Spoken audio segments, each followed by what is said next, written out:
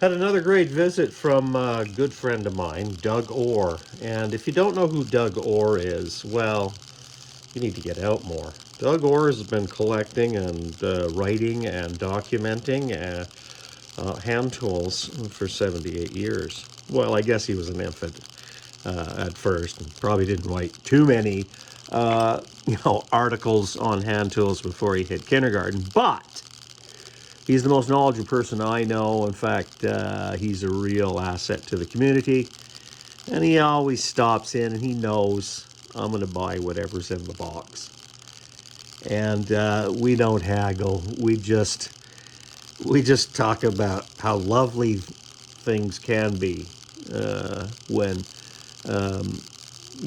certain collections get moved on. And that's pretty much preoccupied Doug's latter part of his life and him trying to, edit his own collection, which is quite widespread. But his addition to a 25 by 40 shop should help facilitate that. Now, Swiss made, I really love these chisels. This one's, of course, never been used.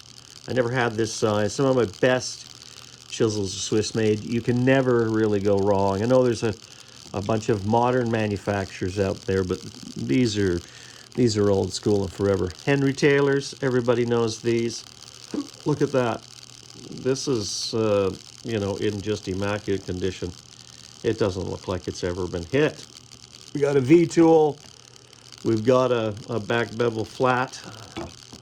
We've got a nice shallow gouge, which I never had, with a bit of a fishtail and a nice deep 1-inch gouge. And so those are great in the carving parts of my work. I haven't had too many of the Japanese tools, and copy of a Stanley, obviously. And you can't have enough bevel gauges. Now, I did have the large one in Stanley like this, but I didn't have this little small one. And I do love these. They hold their angle, and the ones with the wing nut here can move. These ones don't move. I like those the most.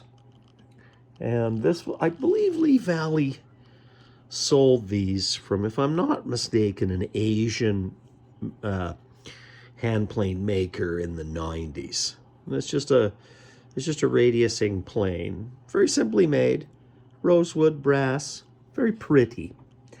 This is the one I'm really happy with. This is a Clifton 400. And I'm not sure, maybe someone in the comment section can comment, but I believe Doug said that's a Jackson symbol. And if you're not familiar, Clifton is an English manufacturer. And, I'm not sure the handsaw maker in England that is now producing these. Maybe if someone can remember, I'm sorry, I can't remember their name. Thomas something or another. Then a Malloch. Now, Malloch is Scottish. He was born in 1822 and was a major manufacturer. And he did cast steel back then, which was quite revolutionary, okay? And, so you can see that the iron is tapered, thicker at the bottom than it is at the top. The idea of this thing being that those types of metals, were rare and expensive, and so you use them sparingly. And it's in a really good body, which usually these are cracked beech coffin planes, because the material is very thin up near the nose, and so it can crack off away from those.